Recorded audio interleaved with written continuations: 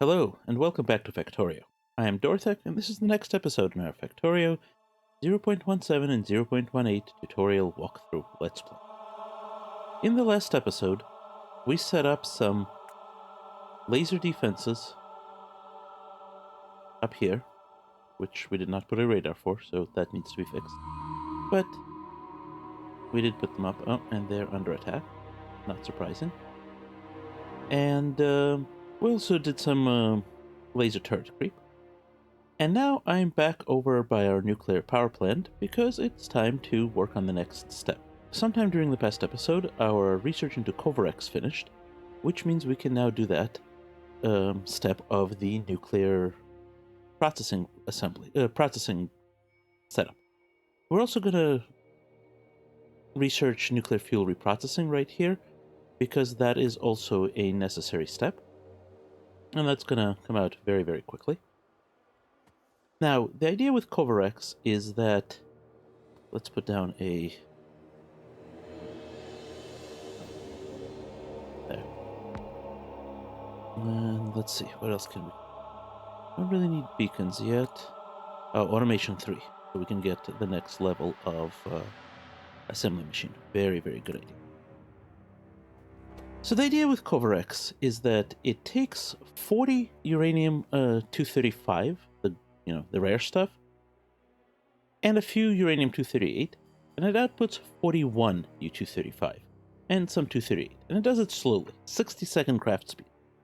Now, that doesn't sound like much, but what it basically means is that it's producing free U235 for us, and U235 is the rare one. This is why we put aside 40 uranium here to feed this. Now, we could just feed it from our belt here, but, and output the material somewhere, but we want to make sure we always have enough to run the next cycle. So what we're going to do, and this is a design very much stolen from KOS, is we're going to output into a box. We need some more. We need power right here. And then we're going to take it from that box to a second box, and from that box back in. We're also going to feed in this way from the belt, which I'm not going to quite hook up yet. Now, what we're going to do now here is output it onto a belt that is going to return this back to the origin, and we'll figure out how to get that in a moment. However, what we want to do is have this belt pull out the material only if it is not needed, and we only want to put things into this box if it is needed. So, first thing we're going to do is we're going to link these boxes to this inserter, and we're going to set this inserter to be enabled if uranium-235 is less than 40. We want to accumulate 40 in these two boxes. And here we're going to get rid of that, and we're going to place a filter inserter. We only want to take U235 out, and we only want to take it if the U235 is greater than 40. Okay, let's take a look at how this works. This is loading, passes to this box, and starts to load the machine.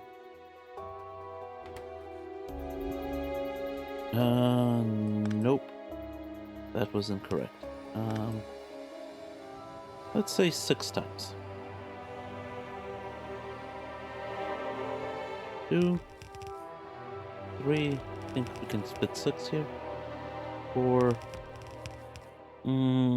That's awfully close. So this will output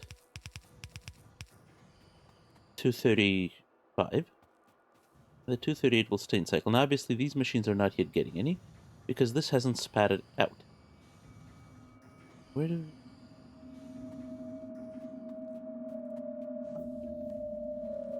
And there's automation. We don't need that yet. Let's get logistics 3. Better belts. Our last type of belt. Okay, now meanwhile, we're going to take this resulting U235 and we're going to bring it back here. Don't need that anymore. And remember, we have this set up here to sort. So we're going to take apart the balancer here.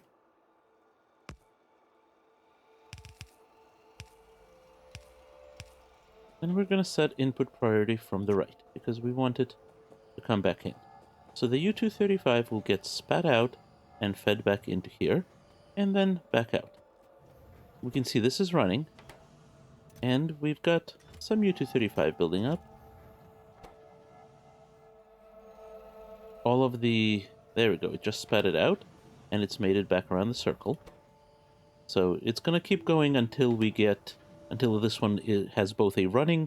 Is both running and this is completely full for the next run. Really like to... Can I do that? Yes. No.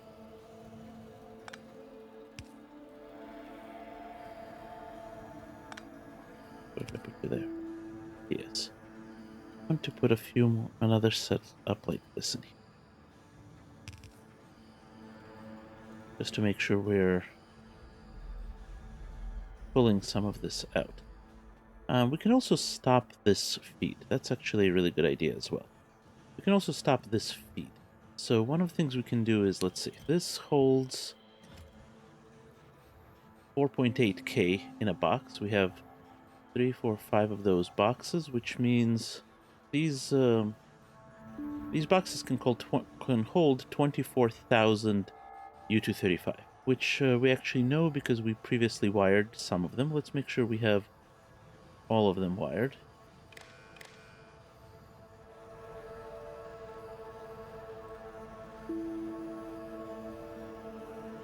So let's take this green signal here, from here, all the way over to here.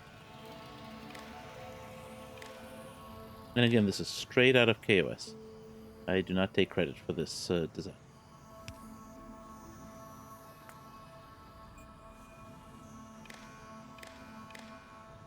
And we're going to say that you should be enabled only if the U235, 238... Oh, we're losing turrets. Something's being damaged. My wall and guns are being damaged there. Alright, we'll deal with that later. Only if U238 is less than... Max is 24,000, so let's say less than 20,000. Right, we're at 19. So it's going to process, but we don't want to overload those boxes, because if we completely load up these all of these boxes, then the U235 is not going to be able to sneak in, either from this side or from that side. How are we doing here? We've got 29 built up for the next cycle. Here comes another one. You can see it's grabbing. All right.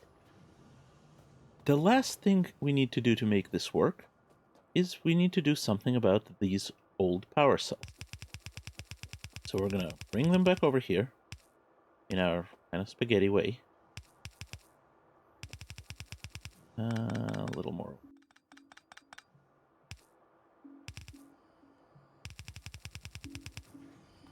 And we are going to drop one more centrifuge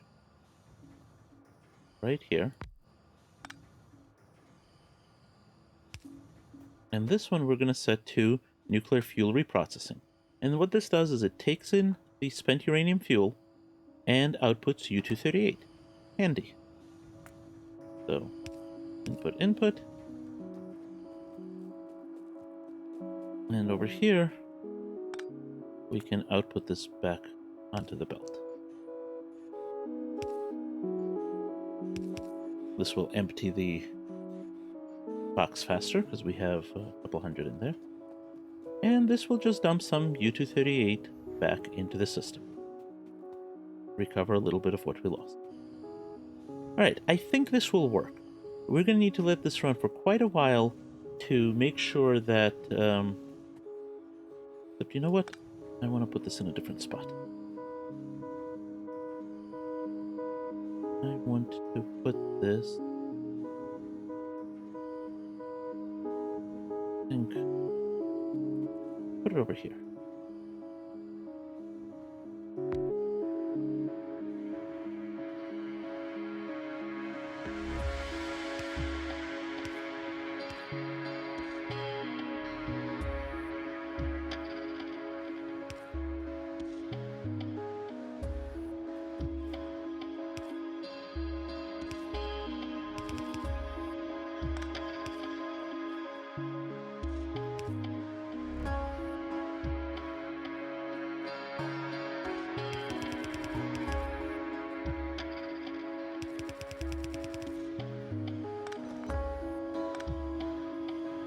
Yeah, let's do that. And you can see this is chugging along, and it will spit back out uranium, and I think we're going to take this like so.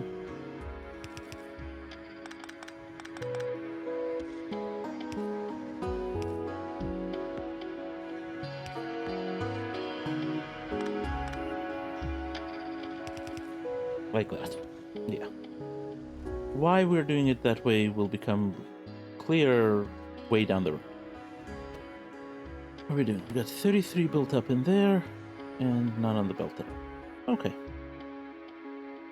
Now, we do want to make one more safety relief kind of thing, because it is possible eventually that this will get completely filled up with U-235, and we don't want that.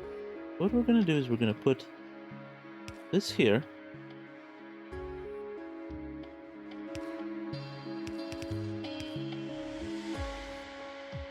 That'll put it on the right side. Yeah. We want it on the opposite side. So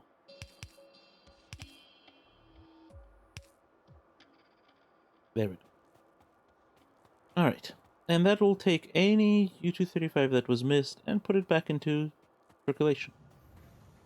So this is a little bit of a spaghetti mess. The KOS version does this with bots and logistics, but providers boxes. The problem is we don't have those yet, and this way you can build it before you have it. So I want to make sure we could do this with just belts without needing bots. So that's where we're at.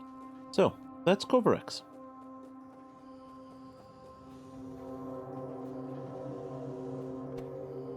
$36. And nothing in any of these others because we haven't gotten that far. It's fine.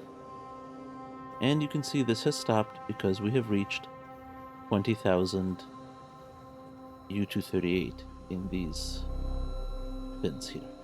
I do like the animations on these centrifuges here. They're kind of nifty. I don't think that's anything at all like what a real nuclear centrifuge looks like, but it's kind of neat. Alright, so there it goes, around the circle. And now we have 37. One more. We've just created a U-235.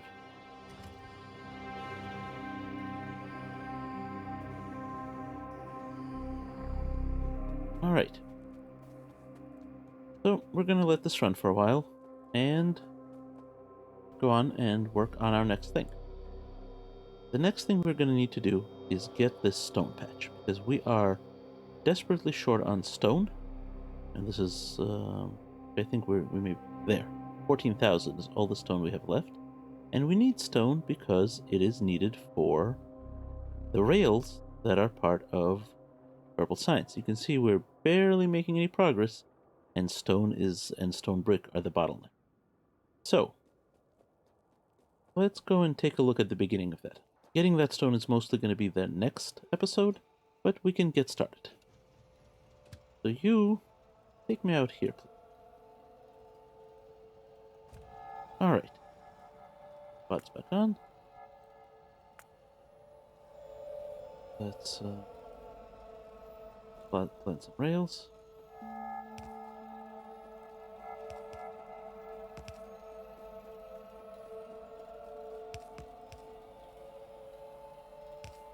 So this is where we're going to penetrate our defenses, which means we can do that. And we want some gates. There. 3. Yeah, I kind of...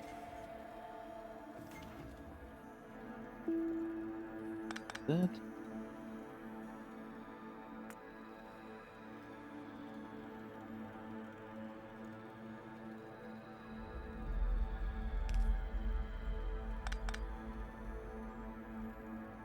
Alright. And we need to lay that all the way out to here-ish. So I'm going to do that off camera, and we will see... I will see you once the track is laid a bit. Alright, so I have come all the way out here and built a rail line and a station just next to this stone patch. Now you will notice a few things. I've not built anything here other than rails and power lines and signals, and I've not put any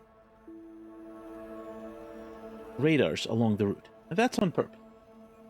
We're in biter country. There's some biters there and there, and we don't have any defenses out here. Biters generally do not attack power poles or rails that are just sitting there. However, radar is one of their favorite foods. So, until we build some defenses here, we don't want anything active that will invite them for a snack. And we probably don't want radars along the routes ever at all. Let's go take a look and see how our Kovarex is doing while I was building on.